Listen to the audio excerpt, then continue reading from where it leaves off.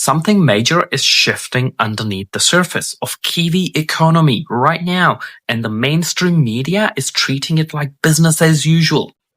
On Friday afternoon, while everyone was looking forward to the weekend, New Zealand's biggest bank quietly announced a sudden leadership call. Antonia Vincent is out as a CEO of New Zealand, ANZ New Zealand. This is just a corporate changing of the guard. It's a wartime transition. A geopolitical chaos and supply chain crisis bleed directly into a local economy. A quiet war for financial survival has officially broken out into Wellington and Auckland. And you are holding the bill? Come on. To understand why this matters, you have to look at how we got here. For the last 7 years, the banking sector has operated under an illusion of stability, high corporate profits, steady mortgage growth, and predictable trade. But behind the closed doors, the pressure has been building to a breaking point. Inflation didn't just vanish, it mutated. Our local trade routes are heavily dependent on international stability, but the ongoing Middle East Red Sea crisis has completely disallocated our supply chains. Shipping delays and massive detour costs are eating the Kiwi businesses alive. It got so bad this week the Treasury took a hatchet to its growth forecast, slashing New Zealand's expected economic growth by 0.5% down to just 1.2%. The authorities know a brutal economic recovery delay is locked in. They need a shift. They need to move from growth mode to a survival mode. No, a brutal economic recovery delay is locked in. They needed a shift. They needed to move from growth mode to a survival mode. Let's break down exactly who is calling the shots now and who gets a hit the hardest.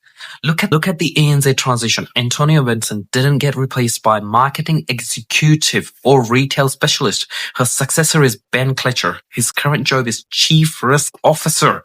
When the biggest bank in the country puts a guy in charge of risk into absolute center power, they're telling you they expect a massive wave of defaults and credit stress.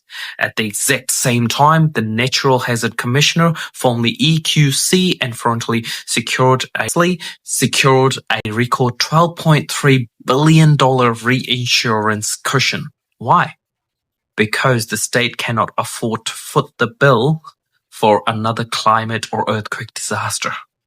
They are building a financial shield. Even the smaller players are panicking. The Cooperative Bank just announced an emergency overhaul to replace its entire core banking tech system.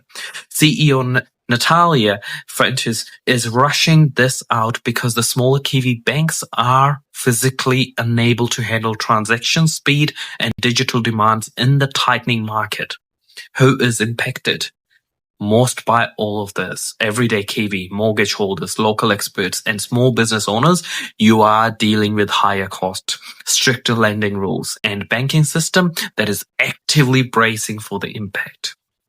Now, if you look at the stock market, the elites want you to think everything is fine. The NZX 50 finished this week up 1.3%. A2 Milk surged incredible 11% for the week. Fletcher Building and Hertlet saw a nice 3% bump. But look closer at the tension. Human rights advocates, consumer groups, and independent financial analysts are sounding the alarm. While big corporate stocks rally every day, families are getting squeezed by the hidden costs of shipping detours passed on to retail goods.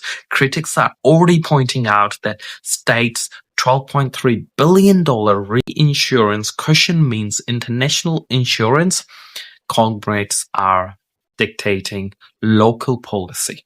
Advocates urge that putting a chief risk officer at the helm of ANZ will result in a credit rationing. It means stricter profiling for home loans, unfair information on a small business overdrafts, and a complete freeze of lending to everyday Kiwis who don't fit perfect in a corporate box.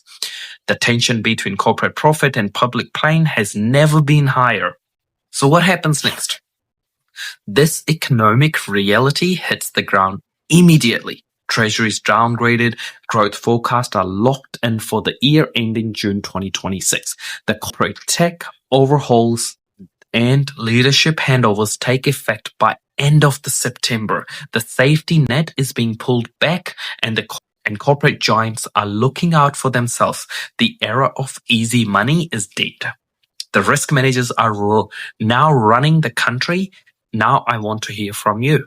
Are these big corporate shakeups a smart move to protect our financial system, or are everyday Kiwis being completely abandoned and to absorb those costs of a broken global economy? Drop your thoughts in the comments below.